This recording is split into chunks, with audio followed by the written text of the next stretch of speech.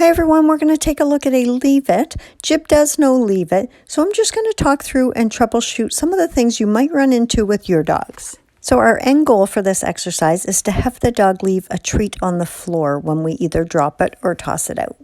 I'm working through the first stage here with Jib, which is simply to put a treat on the floor and cover it with your hand. Your dog will likely sniff and paw at your hand trying to get to the treat. Be patient, and when they move away even for a split second, remove your hand, say good, and reward. This may take a few training sessions. Be patient, because once they get it, they do catch on very quickly to this. Here you can see I'm demonstrating the next stage to this behavior, which would be to put the treat on the floor and not cover it immediately with your hand.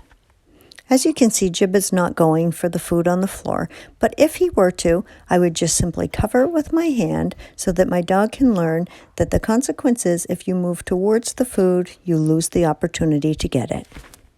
Once your dog is reliably not going towards the food, that indicates that you're able to add a verbal cue. There's no point in adding it before they actually know the behavior because they have no idea what that word means. So I always teach the behavior first and then add the verbal cue. When I make any changes to the behavior, such as adding the verbal cue, I actually drop my criteria back down to covering the food and build back up gradually.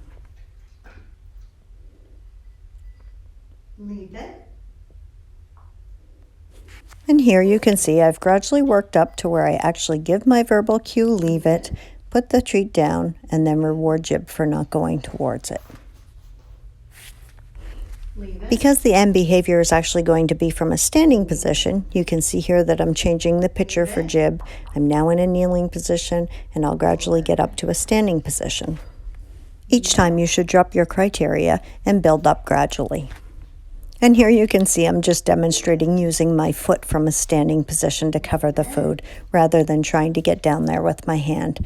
Again, your dogs will learn very quickly that if they go towards the food and something covers it, they've lost their opportunity to get that food or reward. No matter what position you're in, there's no need to ever try to block your dog, pull them back, yell at them if they go towards the food. Just simply cover it with your hand or foot. So here, if you watch, I'm working through all different contexts of how he's going to actually get his reward. Sometimes I treat from my hand, sometimes I release him to the treat, sometimes I pick that reward up and give it to them. Again, when we're doing trick training, there's all different types of varieties that we're going to want to be able to use with our dogs. So I just kind of work through all different things when I'm training it. Get it. Leave it. What a good boy. He got a few extra treats for that decision.